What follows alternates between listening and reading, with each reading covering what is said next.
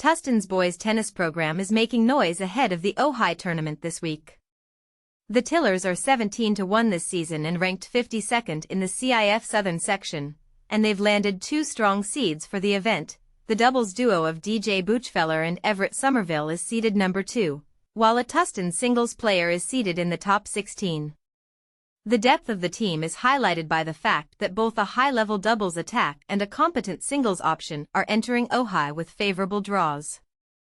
Ojai serves as a longtime showcase for standout California high school tennis, and coaches and players are preparing for a competitive run at Libbey Park in the coming days.